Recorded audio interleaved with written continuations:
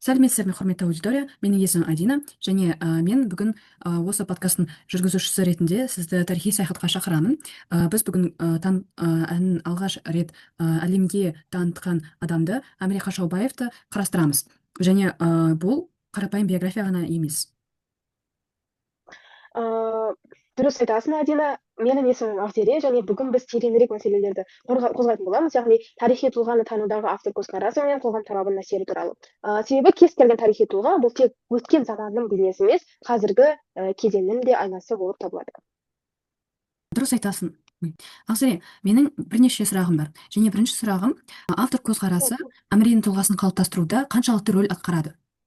Менің жауабым әрине ол рөл өте зор, себебі біз тарихи тұлғаны тек автордың интерпретациялары арқылы танимыз. Мысалы, 1925 жылы Парижде өткен көрмеде Әміренің дауысын естіген европалық зерттеушілер оны дала бұлбұлы, шығыс өнерінің мистикалық дауысы деп жазды. Яғни Францияның Le Figaro газетінде де бұл дауыс адам даусынан тыс, табиғат пен құдайдың үндесуі деген, яғни бір сөздер, қауесеттер пайда болды. Бұл енді бір қауесет деп те санамаймын, себебі бұл негізінен оны мақтап, оны үлгі тұтып айтқан сөздері. Бұл дегеніміз бір олар өз тілдерінде бұны бір махаббатпен, бір шынайылықпен және романтикалық түрде жазған секілді. Солай ойлайсың ба? Иә, мен сенің көзқарасыңмен бөлісемін. Яғни батыстың ориенталистік көзқарасы болып табылады. Олар Әмірені экзотикалық басқа адам сияқты қабылдады, және 1930-40 жылдар арасында, егер қателеспесем, кеңестік зерттеушілер оны кеңестік мәдениеттің өкілі деп атаған, және социалистік реализм принциптерін дамытқан әнші деген образына енгізген. Яғни бір адам және екі мүлде басқа образдарға сәйкес келетін болған. Қазақ қоғамы үшін Әміре 20 ғасыр басында ұлттық болмысты сақтаудың символы болды. Тәуелсіздік кезеңінде мәдени мұраны жаңғыртудың үлгісі. Бүгінгі заман Әмірені қалай қабылдайды деп ойлайсың? Негізінен қазіргі қоғам тарихи тұлға ғана емес, мәдени феномен, яғни ұлттық брендтің бөлігі ретінде қабылдайды десем болады. Себебі қазір архив жазбаларында цифрландырып жатырмыз, яғни 2023 жылы Франция архивтерінен Әміренің Париждегі орындауының концертінің сирек фотосуреттері табылған. Оған қоса Қазақстанның музыкалық зерттеушілері оның вокалдық техникасын заманауи әдістермен талдап жатыр.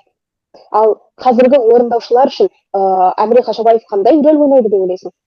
Бүгінгі мәдени ортаға шығармашылық шабыт қажет. Сондықтан Әміре қазіргі орындаушылар үшін мотивация болып табылады. Димаш Құдайберген, Әлібек Дінішев сияқты әншілер Әмірені өз шығармашылық тамырлары дағдысы деп атайды. Бұл пәндік концепт пікір құрастыру дағдысына өте тығыз байланысты. Пікір құрастыру дағдысы ол осы дағды арқылы жаңа интерпретацияның туындауын білдіреді. Ал енді кеңестік фактор туралы айтатын болсақ, Әміре ол қазақ даласында туған, кеңес одағында өткен, Европада танымал болған. Бұл кеңістіктің алуандылығы оның қабылдануына қалай әсер етті, яғни оның ұлты, өмір сүрген жері, қай жерде танымал болғаны, ол өте үш түрлі әлем болып кеткен ғой. Иә, дұрыс айтасың. Кеңістік ол өте маңызды фактор болып табылады. Париждегі мысалға қарастырсақ, Парижде көрермендер үшін ол экзотикалық шығыстың өкілі, әлем музыкасының алғашқы үлгісі болды. Ал кеңестік социалистік республикасында, осы кеңістікте ол кеңестік халықтар достығының символы болған. Идеологиялық аппарат оны тәуелсіздік дәуіріндегі ұлттық мұраны жаңғыртудың бейнесі болып табылады. Яғни мұнда үш кеңістік, үш түрлі интерпретация болады. Әміре полисемантикалық, яғни көп мағыналы символ болып табылады.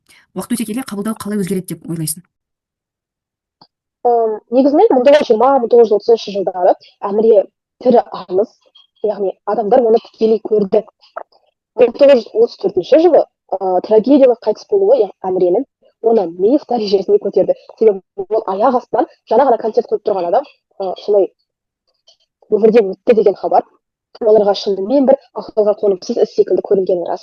1960-1970 жылдарда қазақ зиялылары оны сталиндік идеологиядан босату әрекетін жасайды.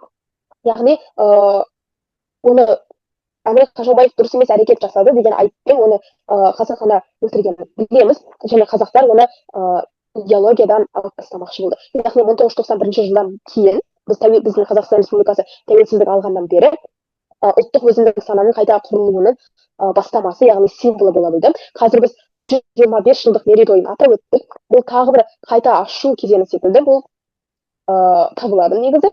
Яғни әр 20-30 жылда қоғам Әмірені қайта есіне түсіріп оны табады. Ал сенің ойыңша 21 ғасырда жаңа не нәрселер пайда болды осы әңгімеге қатысты? Қалай ойлайсың? яғни әрине 20-шы ғасыр 21-ші ғасырдан өте көп айырылады. Біріншісі ол цифрлық технологиялар дамыды. Олар әмірені демократиялаған, олар әмірен өнерін Танымал болды, иә? танымал етеді. Және оның дауысын ютубта, спотифайда тыңдауымыз мүмкін. Және ол әлеуметтік медиада талқылаулар, виртуалды көрмелер бар. Бірақ оның қауіп қатері де бар. Яғни ол дезинформация, тривиализация деген қауіп қатерлер бар. Бірақ сондықтан ғылыми қоғамдастық дұрыс ақпараттарды жариялауды, медиа сауаттылықты арттыру маңызды болып табылады. Қорытындылай келе, тарихи тұлғаны тану тек өткенді зерттеу емес, бүгінгі қоғам өнімін және өзін тануы. Әміре Қашаубаевтың бейнесі уақытпен бірге дамып, жаңа кеңістікке шығуда. Да, дәл солай. Негізінде әміре өзгермейтін тарихи факт емес, әрине, оны барлығымыз білеміз. Ол өмір сүріп жатқан мәдени мәтін. Біздің сөздеріміздің арасында тарап жүрген белгілі. Әр ұрпақ біздің де ұрпақтарды қайта оқиды, қайта жасайды, жаңа көзқарастар қалыптастырады. Және бұл негізінен қалыпты және қажетті процесс. Құрметті тыңдаушыларымыз, біз бүгін автор көзқарасының маңыздылығын, қоғам талабының әсерін, яғни қоғамның не керектігін және қоғамдағы керек заттардың авторларға, яғни Әміре Қашаубаевқа әсерін, уақыт пен кеңістіктің рөлін таңдадық және оларды талдадық. Үміттенемін, бұл әңгіме жаңа көзқарас береді деп ойлаймын. Сонымен қатар тарих ол біз оқып қана қоятын кітап емес, ол біз жазатын әңгіме, біз жазатын ақпарат шығарма десек те болады. Сол себепті біз оны қолдауымыз қажет, тарихымызды білуіміз қажет. Тыңдағандарыңызға үлкен рахмет. Келесі подкастта жаңа тарихи тұлғаларды жаңа қырларынан талдайтын боламыз. Біздің каналымызға тіркеліңіздер және жаңа видеоларды жіберіп алмаңыздар. Бізбен бірге болғаныңыздарға рахмет. Көріскенше достар. Көріскенше.